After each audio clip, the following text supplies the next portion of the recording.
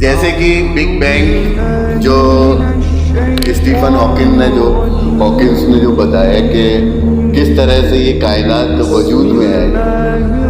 तो चूंकि विज्ञान जो फिजिकल वर्ल्ड है उसको मानती है, उसका बिलीफ फिजिकल वर्ल्ड में है। जो नॉन फिजिकल वर्ल्ड है जिसको हम साइकोलॉजिकल वर्ल्ड कहते हैं, उसमें उसका बिलीफ नहीं है, और जो भी है वो कंफ्यूजन में है। तो स्टीफन हॉकिंस का मानना ये था कि ये कायनात जो वजूद में आई है ये बिग बैंग यानी एक बड़े धमाके के साथ आई। अब ये कि वो जो बड़ा धमाका हुआ वो उस पॉइंट ऑफ सिंगुलरिटी में हुआ।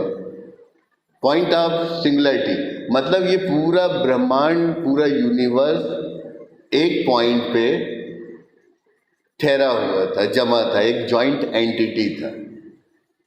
समावात और अर्थ ये दोनों एक ही पॉइंट ऑफ सिंगुलरिटी पे जमा थे, और ये कि रैंडमली एक धमाका हुआ, एक विस्फोट हुआ, जिससे ये आसमान और जमीन, मटेरियल ये वजूद में है। और वो जो पॉइंट ऑफ सिंगुलरिटी था उसमें हर चीज मौजूद थी as a joint entity, constant थी।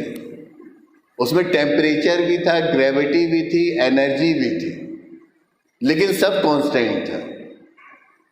और विस्फोट के साथ ये बना। ये स्टीफन हॉकिंस ने कहा, अमेरिका का जो साइंटिस्ट अभी करीब वक्त ज़माना हुआ है जिसमें उसका इंतकाल हुआ। और ये नज़रिया इस कदर लोगों में फैला, बल्कि यूँ कहा जाए कि इसको जितनी भी कम्युनिटी के लोग हैं या जो रिलीजियस थॉट ऑफ स्कूल्स हैं, उन सब ने इसको अपने नज़दीक जो है सही मान लिया कि हाँ ये यूनिवर्स ऐसे ही बना। अब जब हम कुरान में आते हैं तो कुरान का कहना ये है कि ये जो यूनिवर्स बना है ये साइकी से बना है। ये जो यूनिवर्स बना है ये साइकी से बना है और साइकी में ही बना है।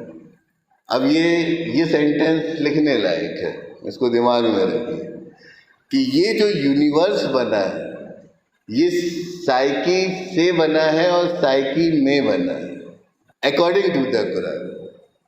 और जिसकी कुरान दलील भी दे रहा है, जिसको अपन रोज पढ़ रहे हैं।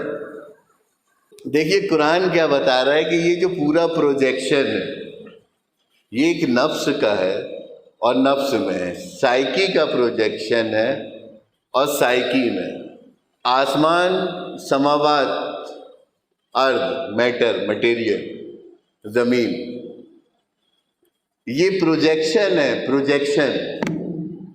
अब चूंकि हम इसको पकड़ इसलिए ले रहे हैं क्योंकि ये साइकी का एक पार्ट, एक सेंस और है जिसको हम टच कहते हैं।